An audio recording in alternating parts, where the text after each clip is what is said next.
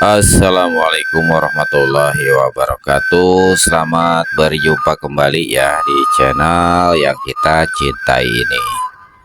Saya akan melanjutkan cerita silat Wiro Sableng, Pendekar Kapak Maut Naga Geni 212, episode yang ke-36, Dewi dalam Pasungan bagian yang ketiga, karya almarhum Bastian Tito. Selamat mendengarkan bagian yang ketiga.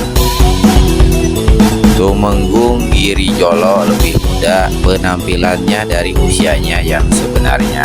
Dalam usia hampir 60, Tumenggung ini kelihatan masih tegap, gesit gerak-geriknya.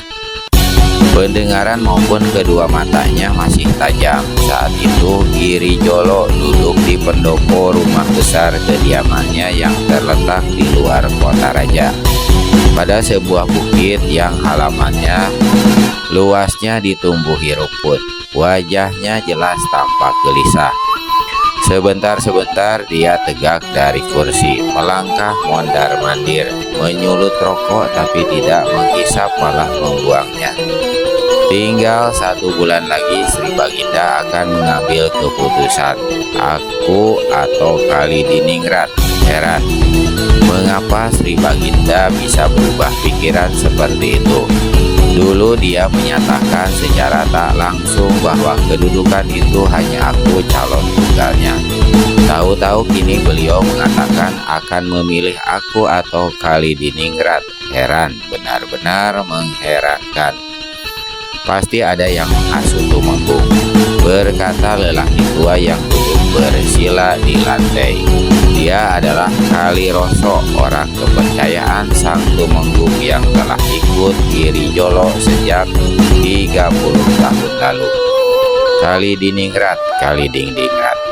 Tahu apa dia urusan kerajaan dan kadipaten? Dia hanya sibuk mengurus harta benda dan kekayaan, mencari uang. Kalau dia jadi adipati, pasti rakyat akan dipajaki tinggi-tinggi, bisa celaka. Dan saat ini dia telah menggunakan kekayaannya untuk memiliki ilmu, membayar jago-jago silat, bahkan orang-orang sakti. Di rumahnya bertumpuk berbagai senjata keramat, semua untuk memagari dirinya dan keluarganya. Berkali-kali aku berusaha untuk menyingkirkannya, tapi gagal. Bahkan orang-orangku menemui kematian. Benar-benar keparat si Kalidiningrat itu. Tapi jika Mbah Jaliteng berhasil dengan rencana besarnya, Tumenggung tak usah khawatir. Kalidiningrat akan kita singkirkan dan jabatan Adipati Boyolali akan jatuh ke tangan Tumenggung. Mbah Jaliteng, 2 bulan yang lalu kita menghubunginya. Sampai saat itu kabar pun tidak, apalagi muncul. Sungut Tumenggung Girijolo. Mbah Jaliteng bukan orang sembarangan Tumenggung. 30 tahun lamanya dia bertapa di pantai selatan. Kesaktiannya luar biasa, akalnya 1001. Dan ini yang penting, dalam bertindak dia selalu menyerap kabar, memata-matai calon korban, bertindak hati-hati dan matang agar tujuan tercapai dengan sebaik-baiknya. Nama besarnya sudah kudengar, tapi tak ada gunanya kalau dia tak pernah muncul di sini. Jauh di kaki bukit terdengar suara derap kaki kuda. Makin tinggi kuda itu mendaki menuju tempat kediaman Girijolo, makin jelas kelihatan binatang itu bersama penunggangnya. Tumenggung, lihat siapa yang datang, berseru Kaliroso seraya berdiri.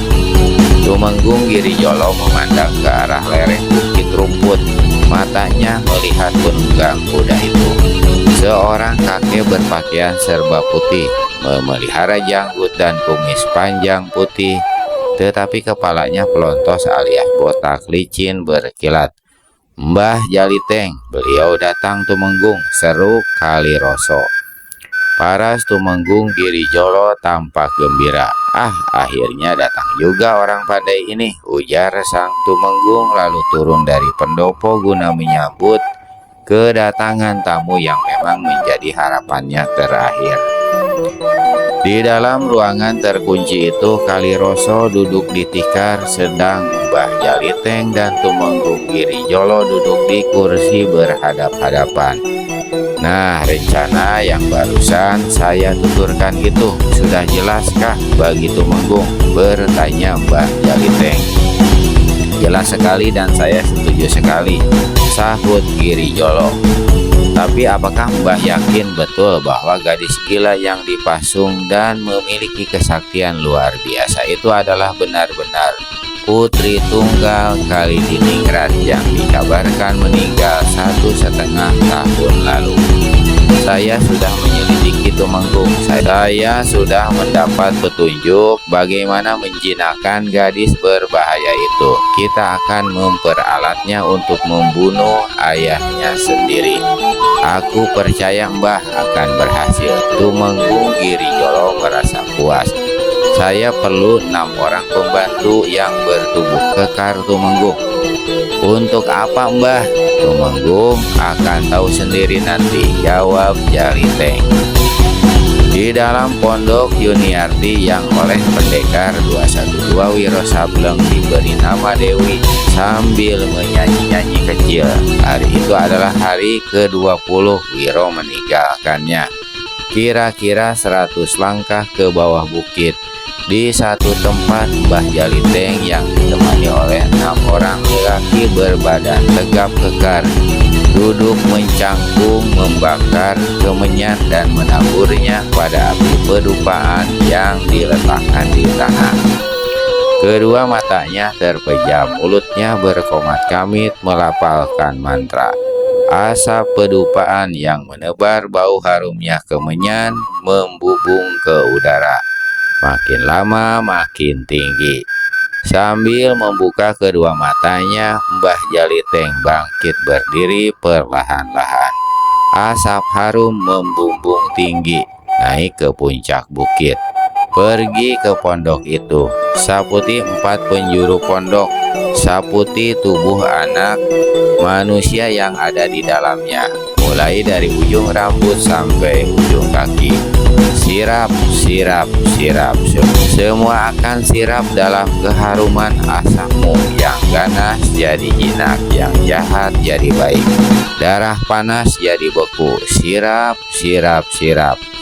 Lalu Mbah Jaliteng meniup ke depan tiada putus-putusnya. Ketika api pedupaan padam dan asap tak ada lagi yang mengepul, maka orang tua ini memberi isyarat pada 6 lelaki yang ada di belakangnya. Ikuti aku. 6 orang lelaki bertubuh kekar itu mengikuti si orang tua mendaki ke puncak bukit Jati Padang, hingga akhirnya sampai di pondok di mana Dewi dipasung. Saat itu Sang Dara tampak terbaring seperti tidur. Asap berbau kemenyan tampak mengambang di tempat itu.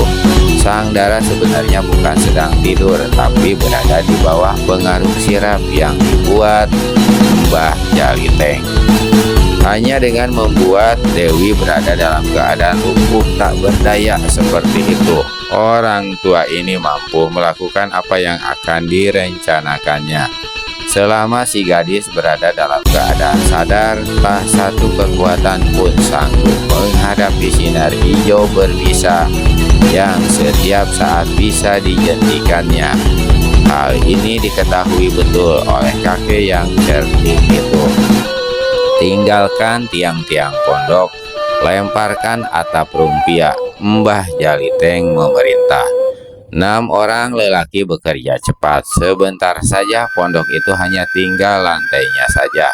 Dengar baik-baik, kata Mbah Jaliteng pula. Gadis ini akan kita bawa ke rumah hartawan Kalidiningrat di selatan kota raja. Jika kita berangkat saat ini juga, besok sebelum matahari terbit kita sudah bisa sampai di sana.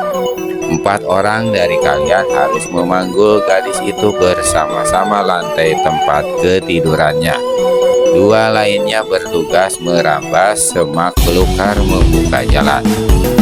Orang tua, aku sanggup mendukung gadis ini sendirian. Mengapa tidak dilepaskan saja ikatan rantai besi itu? Bukankah lebih mudah mendudukannya daripada menggotong bersama rantai papan yang kotor dan bau ini? Salah seorang dari 6 lelaki itu berkata. Mbah Jaliteng tersenyum. Anak muda bertubuh kekar. Mauku seperti maumu juga, tapi rantai besi dan gemboknya itu berada dalam pengaruh kekuatan tenaga dalam si gadis. Walaupun dia dalam keadaan tak berdaya, kekuatan tenaga dalam itu tak bisa sirna selama 7 hari 7 malam. Kalau kau tak percaya, silahkan coba sendiri. Mbah Jaliteng lalu menyerahkan sebilah golok besar kepada lelaki muda yang tadi bicara. Begitu menerima golok, si pemuda langsung membacok rantai besi yang mengikat balok besar tempat menjepit sepasang kaki Dewi. Terang! Golok itu patah 2 dan mentah. Si pembacok merasakan tangannya panas dan tubuhnya bergetar hebat. Mukanya pucat, dia mundur beberapa langkah sambil urut-urut tangan kanannya dengan tangan kiri. Mbah Jaliteng kembali tersenyum. Dia menunjuk pada mayat-mayat membusuk yang sebagian besar hanya tinggal tulang belulang. Mereka adalah orang-orang berkepandaian tinggi, memiliki tenaga dalam dan kesaktian. Nyatanya mereka dipaksa meregang nyawa oleh kekuatan gadis dalam pasungan itu. Nah, kita tidak punya banyak waktu. Panggul lantai pan itu. Begitu sampai di tempat kediaman hartawan Kali Diningrat, letakkan di halaman depan. Lalu cepat-cepat kalian tinggalkan tempat itu. Mengerti? Semua menjawab mengerti. Maka 4 orang lelaki lalu mengangkat lantai papan di mana Dewi alias Yuniarti terlelap di bawah pengaruh sirapan Mbah Jaliteng. Dini hari Jumat Kliwon, udara dingin mencucuk tulang sumsum. 6 orang lelaki berlari cepat memanggul lantai papan di atas mana masih menggeletak sosok tubuh Yuniarti atau Dewi. Gadis tidak waras itu berada di ujung pengaruh sirap Mbah Jaliteng, antara sadar dan tiada. Ke-6 orang itu melarikan Dewi menuju ke luar kota raja sebelah selatan. Mbah Jaliteng yang mengikuti dengan menunggang kuda merasa sangat khawatir kalau sang dara lebih dulu sadar sebelum mencapai tempat kediaman Tambak Jati Kali Diningrat. Kalau hal ini sampai terjadi, mereka semua akan menemui kematian. Pasti dibunuh oleh dara berotak miring berilmu sangat tinggi itu. Karenanya si orang tua tiada henti berteriak agar ke-6 penggotong lantai papan mempercepat lari mereka. Ketika ayam berkokok di sebelah timur, mereka akhirnya sampai juga di pintu gerbang rumah besar kediaman hartawan Kali Diningrat. Seorang pengawal yang bertugas malam itu dan tengah terkantuk-kantuk serta merta bangkit dari tempat penjagaannya sewaktu melihat ada 6 orang tak dikenal diiringi seorang kakek penunggang kuda lari memasuki pintu gerbang menggotong sesosok tubuh yang menggeletak di atas papan. "Hai, berhenti! Siapa kalian? Apa yang kalian bawa itu?" Pengawal berteriak seraya mencabut goloknya, tetapi kesiapsiagaan pegawai ini hanya sampai di situ. Walau dia memiliki ilmu silat luar yang cukup tangguh, namun ketika kaki kanan Mbah Jaliteng menghantam batang lehernya terdengar suara krak. Pengawal itu roboh tanpa nyawa lagi. "Lekas, letakkan gadis itu di depan tangga sana," berkata Mbah Jaliteng. Sesuai perintah, ke-6 penggotong Dewi yang masih terpasung pada balok besar meletakkan lantai papan di depan tangga. Dari balik pakaian putihnya, Mbah Jaliteng keluarkan sebuah kantong yang mengeluarkan suara berdering. Kantong berisi uang itu dilemparkannya ke hadapan 6 orang lelaki bertubuh kekar. Ambil uang itu, bagi-bagi yang rata dan lekas minggat dari tempat ini. Lalu mendahului ke 6 orang tersebut Mbah Jaliteng bedal kuda tunggangannya. Ketika anjing terdengar menyala di kejauhan, tempat itu kembali dibungkus kesunyi senyapan. Justru saat itulah Dewi yang berada di atas lantai papan mulai siuman dan membuka matanya. Dia merasa heran melihat langit biru di atasnya. Dan darah ini memandang berkeliling lalu bangkit perlahan-lahan dan memandang lagi kian kemari. Dia tidak mengetahui berada di mana saat itu, bahkan dia tidak mengenal rumah besar di mana dulu dia pernah tinggal di situ. Gadis ini jambak-jambak rambutnya, menggeliat beberapa kali. Ketika di kejauhan terdengar lagi anjing menyala panjang, dia menirukan suara itu. Sewaktu di kejauhan terdengar suara ayam berkokok, dia pun lalu menirukan kokok ayam itu. Karena sang dara memiliki kekuatan gaib di dalam tubuhnya, maka tentu saja suara lolongan anjing dan kokok ayam yang ditirunya menggema keras, bahkan menggigitkan siapa saja yang mendengar. Di timur mulai tampak cahaya kekuningan, tanda sang surya sebentar lagi akan segera muncul. Saat itulah dari dalam rumah besar berkelebat 3 bayangan. Gerakan mereka gesit sekali dan dengan cepat sudah berada di tangga depan, mengurung Dewi yang masih kebingungan terduduk di lantai papan. Kukuruyu, kukuruyu, aung, aung. Gembel gila, bagaimana kau berada di tempat ini? Salah satu dari 3 orang itu membentak. Ketiganya adalah pengawal hartawan Kalidiningrat yang memiliki kepandaian silat dan tenaga dalam tinggi. Kau menyebutku gembel gila, Dewi dalam pasungan menegur lalu tertawa cekikikan. Salah seorang pengawal berbisik pada kawannya, lihat, kedua kakinya terjepit dalam balok besar yang diikat rantai dan gembok besi. Tak mungkin dia sampai sendiri kemari, pasti ada yang membawanya. Hai, lihat, di sebelah sana petugas juga malam kulihat menggeletak. Orang ini cepat berlari ke pintu gerbang, sementara Dewi masih terus mengumbar suara tertawa. Orang yang menyelidik ke pintu gerbang kembali dengan napas mengengah. Petugas jaga itu mati, lehernya patah. Gembel gila, hentikan tertawamu. Suara tawa Dewi lenyap. Bukan karena bentakan itu, tapi karena otak tidak warasnya mulai berpikir tentang maut. Darah menyeringai. 2 kali kau menyebut aku gembel gila, sudah lebih dari cukup, mampuslah. 2 jari tangan kirinya dijentikan, 2 sinar hijau menderu dalam udara terang tanah. Pengawal yang menjadi sasaran serangan terpekik, tubuhnya terpental lalu roboh dengan 2 bintik hijau di kening. Seperti kejadian yang sudah-sudah, pengawal ini mati dengan tubuh berwarna hijau. Melihat hal ini, 2 kawannya berteriak marah. Satu melompat sambil ulurkan tangan, maksudnya hendak menjambak rambut sang dara. Satunya lagi dengan kalap sudah lebih dulu kirimkan tendangan ke dada Dewi. Gembel gila, mampuslah. Sang dara perdengarkan kembali suara tawanya yang melengking cekikikan. Bersamaan dengan itu tangannya kiri kanan dijentikan.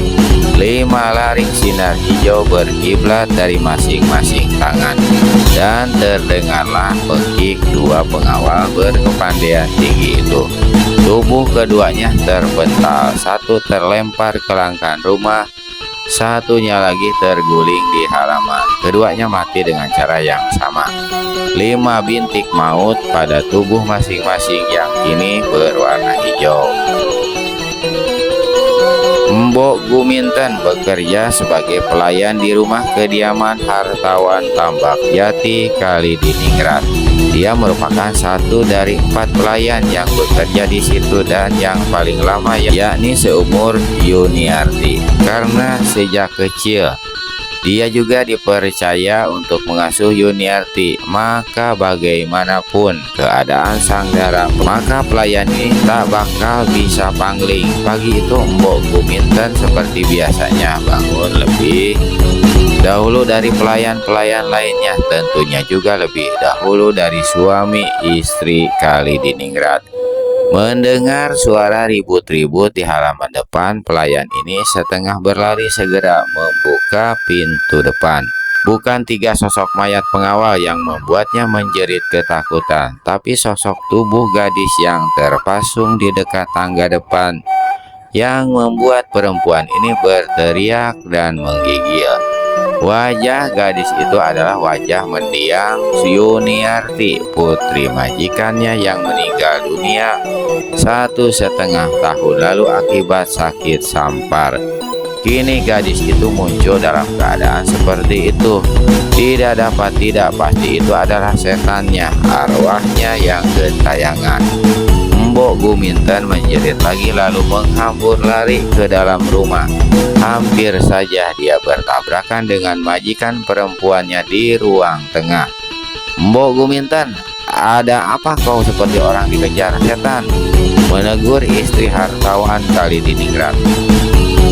"Setan, memang ada setan Jeng Ayu, setan.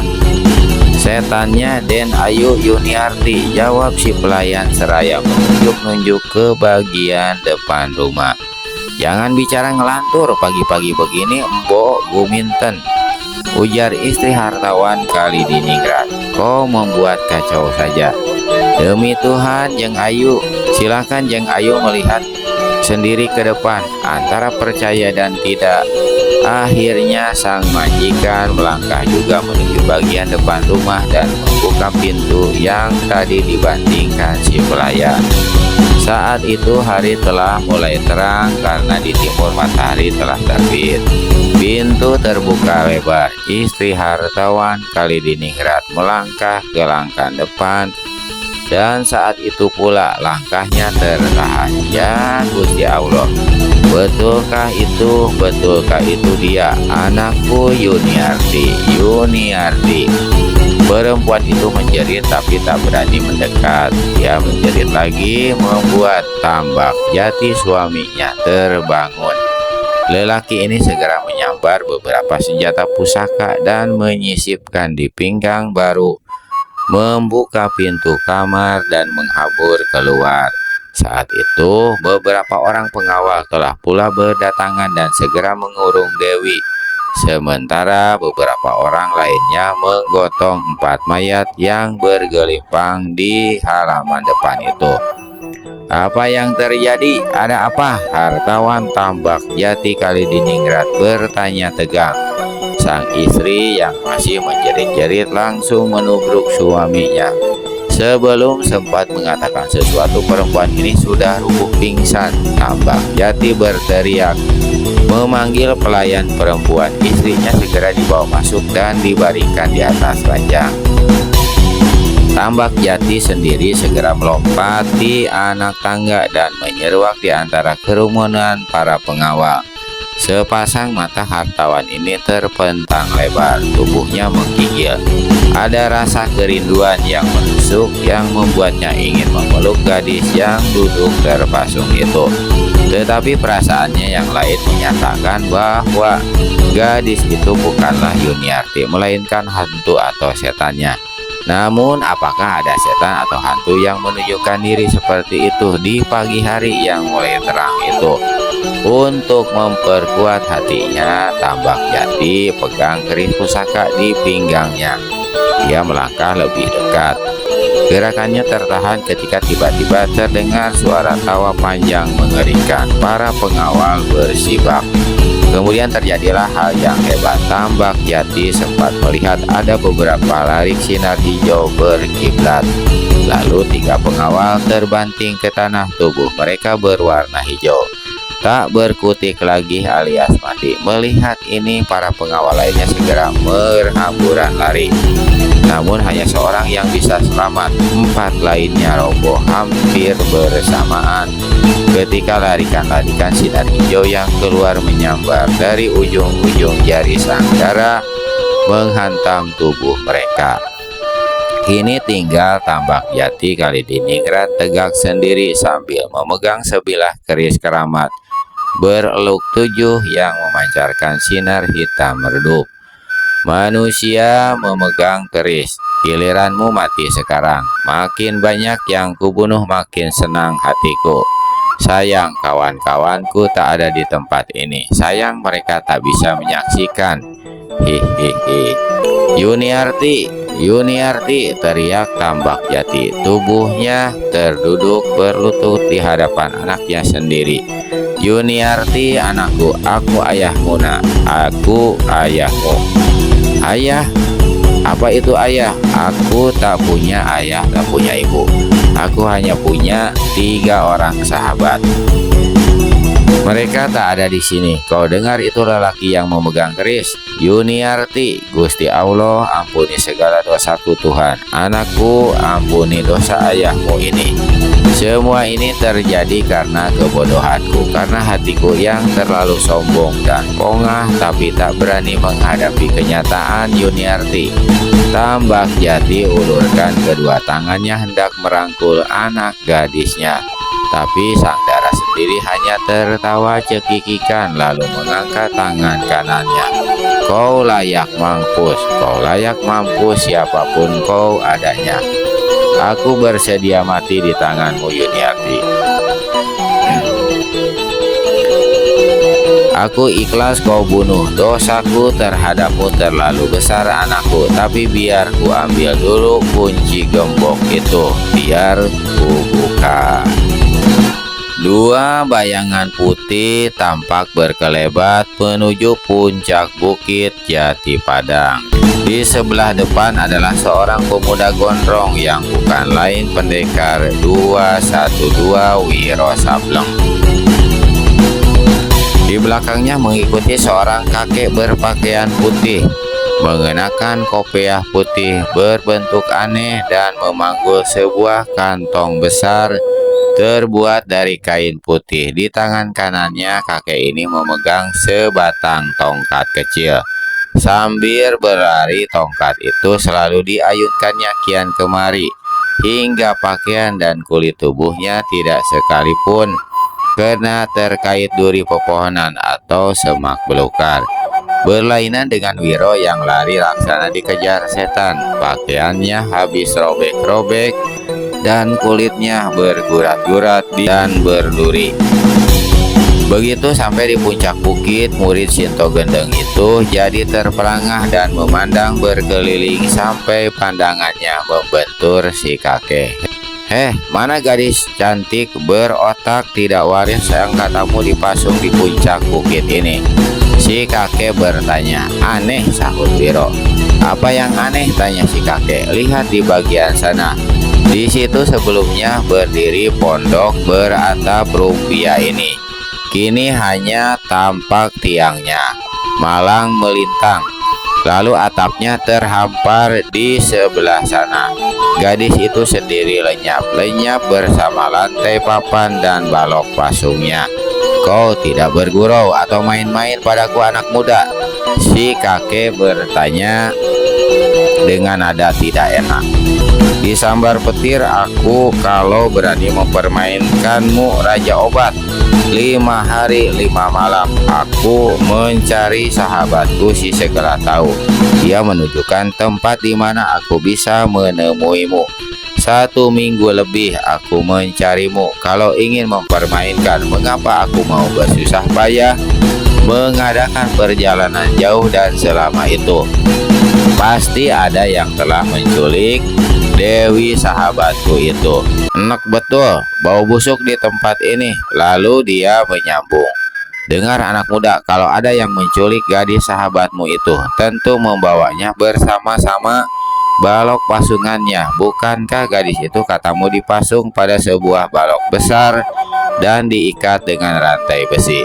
Aku tak tahu bagaimana kejadiannya, tapi jelas sahabatku itu dilarikan orang.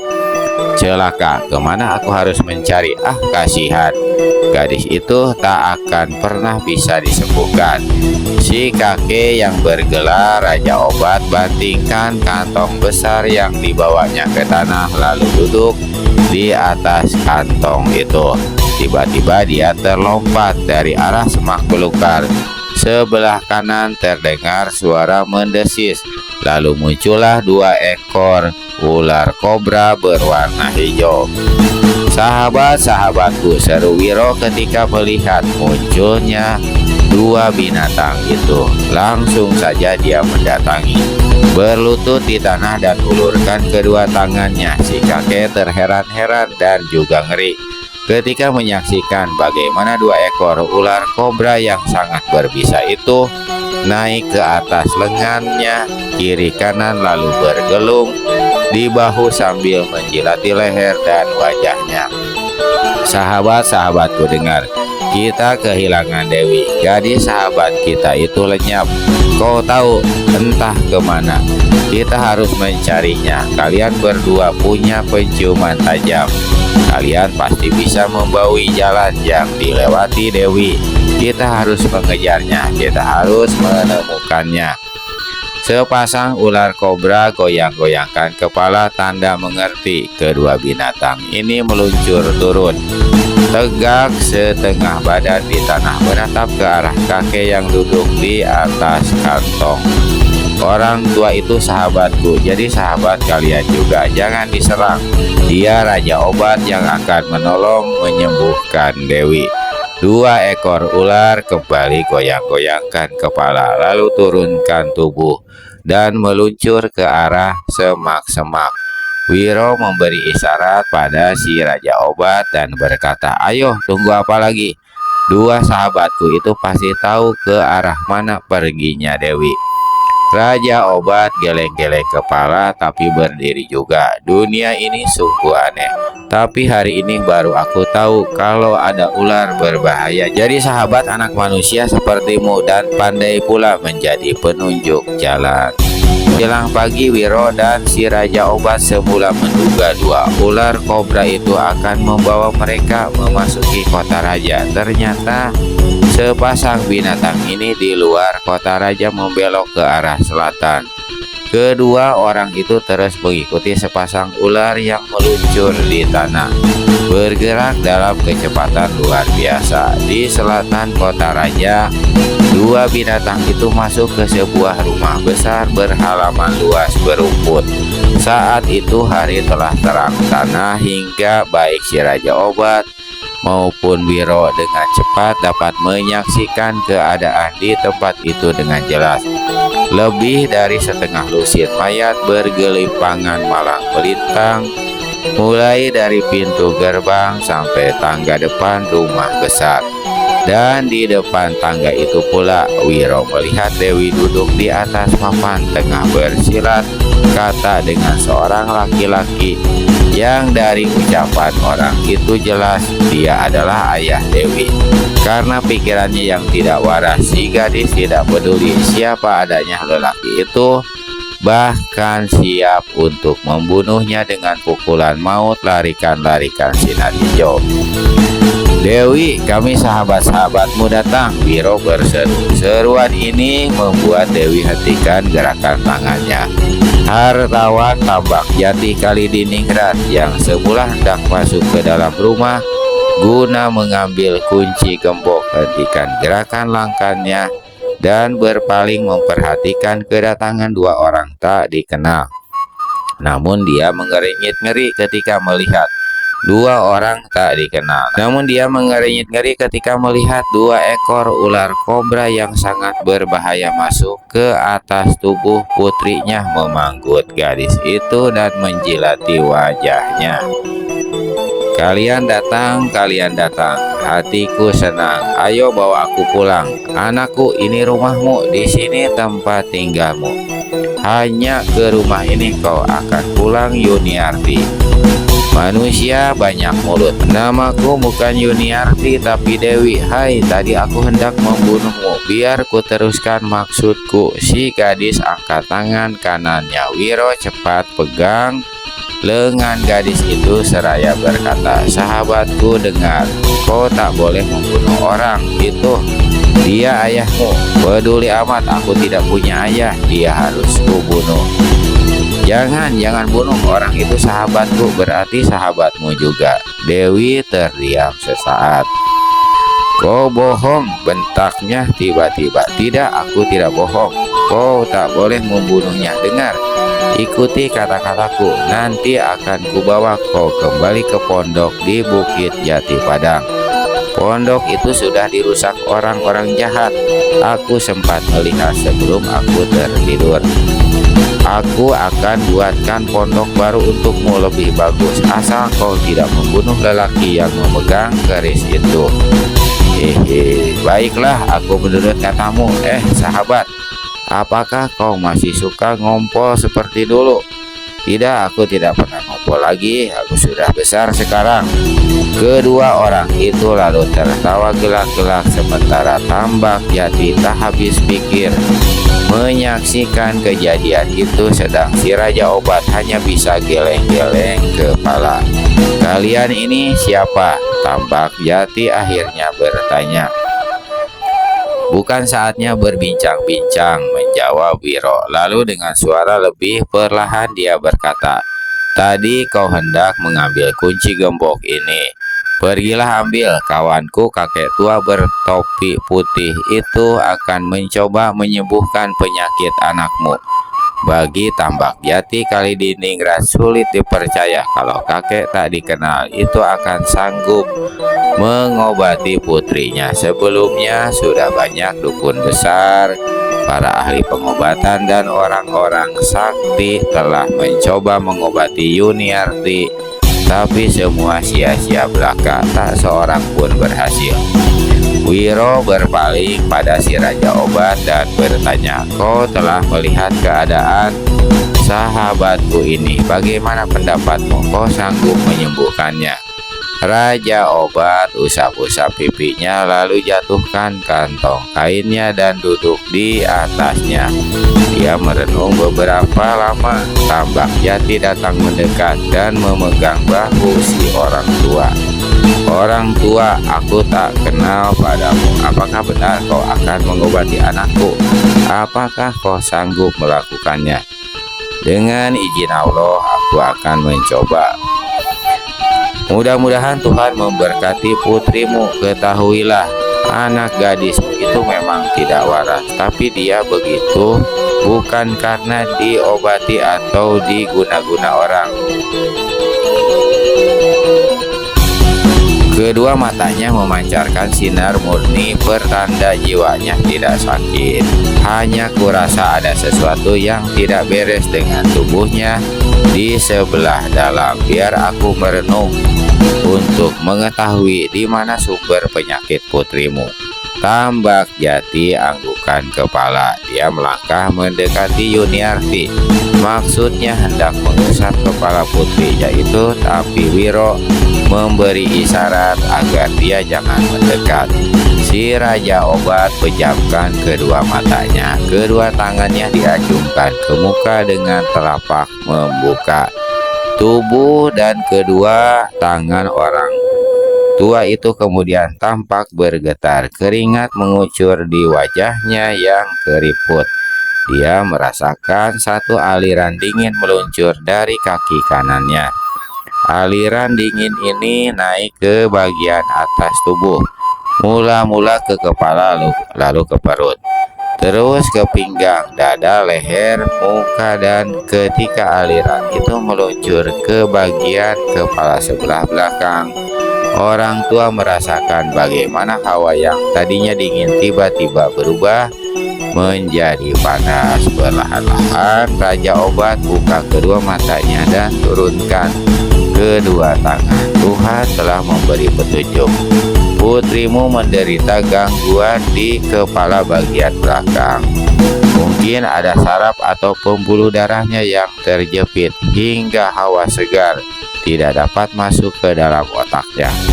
Apakah putrimu pernah jatuh sewaktu masih kecil, hartawan? Hartawan tambak jati terkesiap kaget. Benar sekali orang tua, anak itu waktu kecil nakal sekali dan suka memanjat. Dia pernah jatuh dari atas pohon.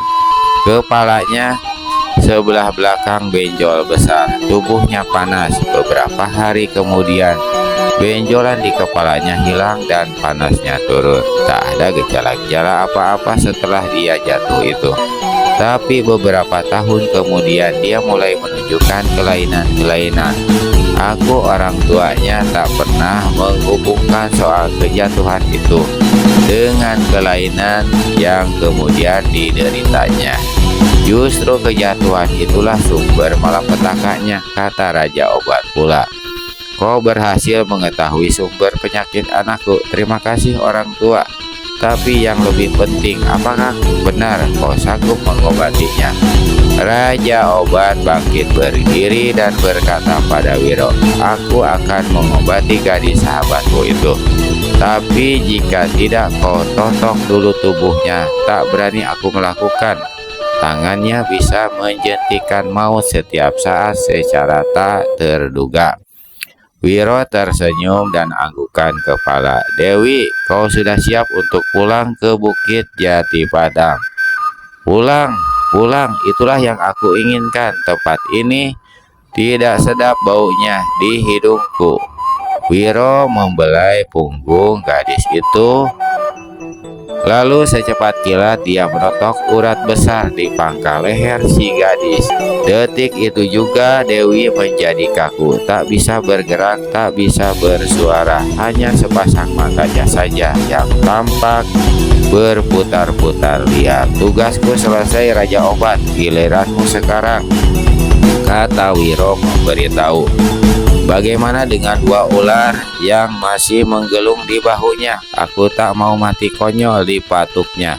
Raja Obat takut pada bisa ular.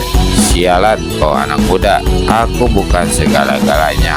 Aku tidak membekal obat penangkal racun ular, sahut Raja Obat pula. Sudahlah, lakukan pekerjaanmu. Aku jamin sahabat-sahabatku itu tidak akan mencelakaimu.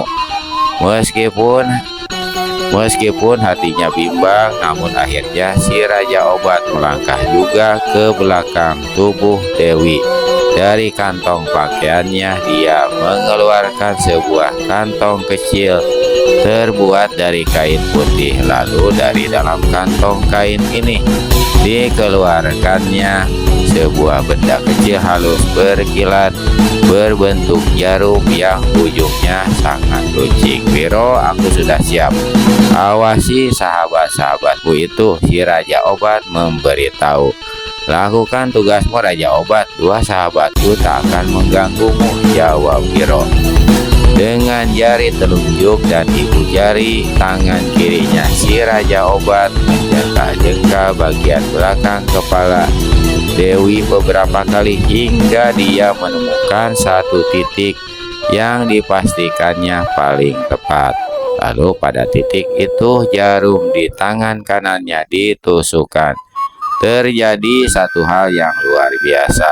Meskipun saat itu Dewi berada dalam keadaan tertotok, namun tusukan jarum sempat membuat tubuh dan kepalanya tersentak.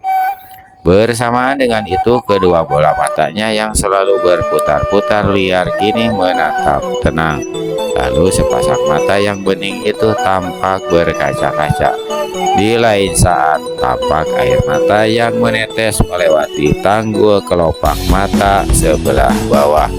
Dia menangis, bisik Wiro sambil mengapit tangan si Raja Obat. Alhamdulillah, itu pertanda pikiran dan perasaannya sudah pulih walaupun belum sepenuhnya, sahut orang tua itu pula. Luar biasa secepat itu kau menyembuhkannya. Wiro memuji dan memandang pulang balik pada Raja Obat dan hartawan Tambak Jati. Hartawan ini juga tampak tersenyum walau tak kuasa membendung air mata. Raja Obat menunggu beberapa lama, lalu perlahan-lahan jarum yang ditusukkannya ke bagian belakang kepala Dewi ditarik dan disimpan kembali dalam kantong kain. Dari dalam kantong besar yang selalu dibawanya kemana pergi, Raja Obat mengeluarkan 7 helai daun kering. Daun-daun ini diserahkannya pada hartawan Tambak Jati disertai pesan, godok 7 daun itu, minumkan airnya selama 7 hari berturut-turut pada putrimu. Mudah-mudahan kesembuhannya akan sempurna. Tambak Jati mengambil daun-daun itu lalu berkata, pertolonganmu besar sekali. Hutang budi ini, jangan menyebut segala hutang budi. Aku Raja Obat, memang tugasku berbakti untuk menyembuhkan segala macam penyakit. Tapi kesembuhan bukan aku yang membuat, melainkan Tuhan yang Maha Kuasa. Berterima kasih padanya. Raja Obat berpaling pada Wiro, anak muda, saatnya kau melepaskan totokan di tubuh sahabatmu itu. Tapi sebelum melepaskan, alirkan tenaga dalammu ke tubuhnya agar kedua kakinya mampu digerakkan. Selama beberapa hari dia tak akan mampu berdiri dan berjalan. Tapi jangan khawatir, dia pasti mampu berdiri dan kembali berjalan. Wiro anggukan kepala, dia menoleh ke arah Tambak Jati dan berkata, saatnya untuk mengambil kunci gembok dan membuka rantai besi itu. Tambak Jati kali diningrat melompat masuk ke dalam rumah. Di ruangan tidur istrinya masih berada dalam keadaan pingsan. Begitu kunci gembok didapat, dia kembali keluar. Dia sendiri yang membuka 2 buah gembok. Rantai besi terbuka. Balok besar yang memasuk kedua kaki si gadis ikut lepas. Dengan air mata berlinang, Tambak Jati mengusap-usap kedua kaki anaknya. Dosaku besar sekali terhadapmu anakku. Ampunilah ayahmu yang jahat ini. Juga ibumu. Ingin lelaki itu merangkul dan mencium putrinya. Tapi sepasang ular kobra yang masih melingkar di bahu Dewi membuat hatinya kecut. Wiro melangkah ke belakang si gadis, mengusap punggungnya sambil mengerahkan tenaga dalam, lalu melepaskan totokan pada pangkal leher Dewi. Begitu totokan terlepas, pekik dahsyat meledak keluar dari mulut gadis itu. Kesadaran rupanya membuat dia sangat takut pada 2 ular yang memanggut bahunya. Dia berusaha bangkit tapi jatuh kembali karena kedua kakinya masih lemah. Sahabatku, tak usah takut. Ular-ular itu tak akan menggigitmu. Bukankah mereka sahabat-sahabatmu? Meskipun Wiro berkata begitu, si gadis masih saja menggigil ketakutan. Tapi melihat 2 ekor ular itu begitu jinak, meskipun agak takut-takut, si gadis membelai-belai tubuh keduanya. Sahabat-sahabatku, bisiknya berulang kali dengan mata terus berkaca-kaca. Dia memandang pada Wiro. Kau siapa? Aku kenal wajahmu, tapi kau siapa? Aku Wiro, aku juga sahabatmu. Apa kau lupa? Wiro anak sableng itu. Betul sekali. Dewi tertawa cekikikan, suara tawa yang biasa dikumandangkannya ketika masih berada di Bukit Jati Padang. Suara tawa yang membuatnya merinding. Wiro melirik pada Raja Obat dan berbisik, katamu pikiran dan perasaannya sudah pulih, tapi tawanya tadi menunjukkan dia masih sakit. Raja Obat hanya tegak mengulung senyum. Suara tawa si gadis semakin tinggi dan panjang. Tiba-tiba gadis ini melompat ke punggung Wiro yang saat itu tengah bicara dengan Raja Obat dan membelakanginya. "Wiro, sahabatku, gendong aku, bawa aku kembali ke hutan Jati Padang. Kita pergi sekarang juga bersama-sama dengan dua sahabatku berbaju hijau itu celaka. Gadis ini sama sekali belum sembuh. Jangan-jangan Raja Obat menipuku." Wiro mengomel dalam hati, "Ayo jalan, lari Wiro. Jika kau tak mau menggendongku dan lari dari sini, aku akan suruh ular-ular sahabatku ini mematukmu." Mendengar ancaman itu, Wiro segera berteriak, "Jangan, aku akan membawa kau kemana kau suka. Jangan suruh ular itu mematuk. Aku masih mau hidup. Kalau begitu lari, dukung aku." Ya, aku segera lari." Sebelum meninggalkan tempat itu, Wiro berpaling pada Raja Obat. "Kau lihat sendiri, dia masih belum sembuh. Kini aku ketiban celaka. Kau Raja Obat tolol." Dimaki begitu, si kakek hanya ganda tertawa, malah lambaikan tangan. "Selamat jalan anak muda," katanya. "Selamat jalan segala, edan," maki Wiro. Lalu dia mulai berlari meninggalkan tempat itu. Sementara tambak Jati Kalidiningrat bersiap untuk mengejar, tapi dipegang bahunya oleh si Raja Obat. "Biarkan saja, mereka tak akan pergi kemana-mana." Ucapan itu tambah membuat tambak Jati tidak mengerti. Dia hendak mengibaskan tangannya yang dipegang, tapi celaka, si Raja Obat kuat sekali. Dia tak mampu melepaskan bahunya. "Kurang kencang Wiro, kurang kencang. Ayo lari yang kencang." Terdengar ucapan Dewi berulang-ulang, sementara dua ekor ular ikut mendesis-desis. "Aku sudah lari sekencang aku bisa. Napasku sudah menggap-menggap." "Ah, kau berdusta, gila. Rasanya sudah mau mati. Tubuhmu berat sekali," teriak Wiro yang lari sambil mendukung Dewi di punggungnya. Tiba-tiba si gadis keluarkan suara tertawa. Hahaha.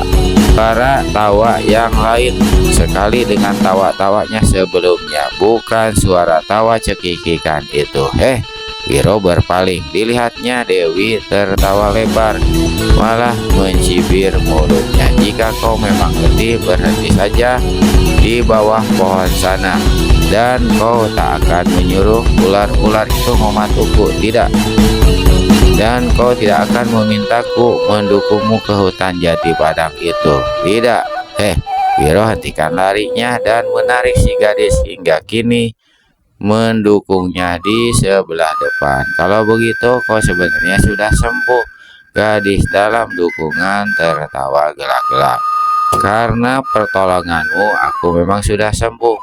Hanya kedua kakiku masih lemah karena terlalu lama dipasung. Aku hanya menggodamu, berpura-pura masih sakit, dan mengancammu agar mendukungku ke puncak Jati Padang." "Edan." Wiro turunkan Dewi dan sandarkan ke batang pohon rindang di tepi jalan. Keduanya lalu tertawa gelak-gelak dan saling berangkulan. Sepasang ular kobra hijau mendesis-desis berulang kali, seolah-olah juga ikut tertawa gembira. Tamat. Nah, paling segitu dulu aja teman-teman ya. Nanti berlanjut ke episode selanjutnya. Terima kasih atas segala perhatian. Mohon maaf atas segala kekurangan. Wabillahi taufiq wa hidayah. Wassalamualaikum warahmatullahi wabarakatuh.